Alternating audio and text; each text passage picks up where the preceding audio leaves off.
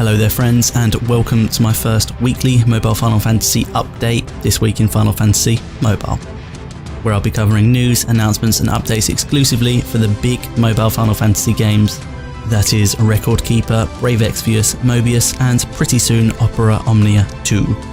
If you want to hear what's going on with the rest of the series, you can find a link to my other video covering that in the description. So let's jump in with some Dissidia Opera Omnia. On New Year's Day, Famitsu posted an interview with Square Enix regarding Opera Omnia, and lots of juicy info came to light. First off, the game is said to be 99% complete, 99%, and that we can expect an early 2017 release date. An official release date will also be given sometime this month. They also revealed that characters are recruited by playing through the story, presumably fairly similar to in Record Keeper without the events, rather than through gacha like in Brave Exvius or Mobius. Can't actually believe that an Asian mobile game would be released without a gacha at all, so it's pretty likely that gear or abilities will be locked behind those. Still, something to look forward to there. Okay, there's a quick couple of comments on the sort of Final Fantasy 15 related games, Justice Monsters 5 and King's Knight Wrath of the Dark Dragon.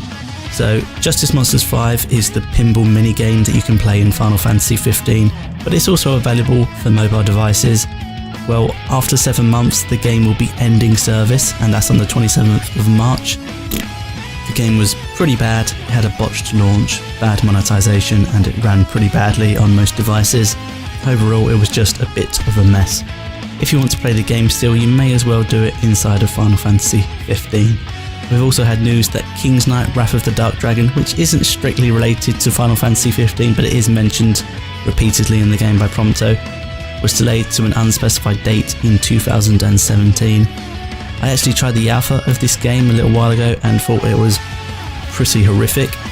Obviously it was just an alpha, so it will be improved upon, but honestly I wouldn't hold your breath on this one anyway.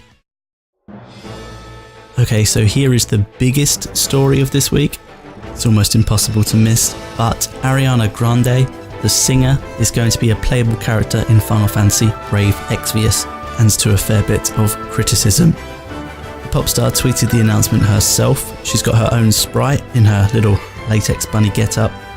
One of her songs, Touch It, is also being rearranged to fit the world of Brave Exvius.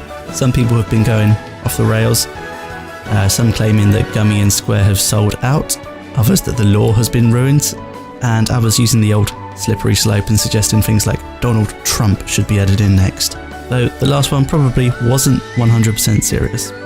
Probably. Personally, I don't really care. If she's a good unit, then I'll try and grab her. If not, then I won't. In-game it has practically no implications, she's just another character really. As for lore, I mean, get a grip. For the game as a whole and from a business perspective though, it's probably going to be bringing in a ton more players.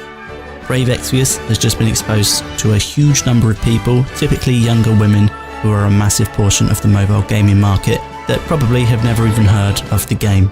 Some will come and they'll decide it's not for them, no harm done. Others will come and decide that they love the rest of the game too, and they'll continue to play it and only good things happen. Apart from that, there is the Memories from the Aquapolis exploration event running, along with its associated banner, where you can pull for Dark Fina, a great magical attacker, or for Luca, an insanely powerful healer, and that will be running until the 19th of January. Now, onto Mobius. The Palamecian New Dawn / New Year's event is ending today, so make sure you get your free summons.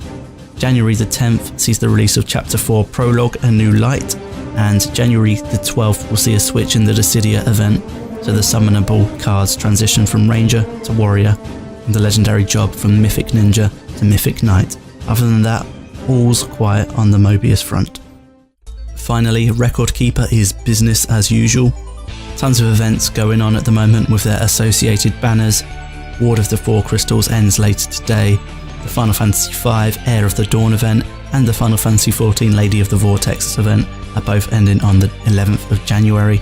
The Final Fantasy XIII Flash of Defiance event is running for another week, same with the Dead from the Deep Torment Dungeon.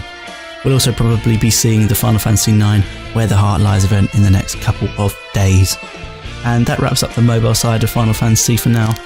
Again, if you'd like to hear what's going on in the rest of the Final Fantasy universe, the link is in the description. Let me know your thoughts on the video, and until next time guys, take care.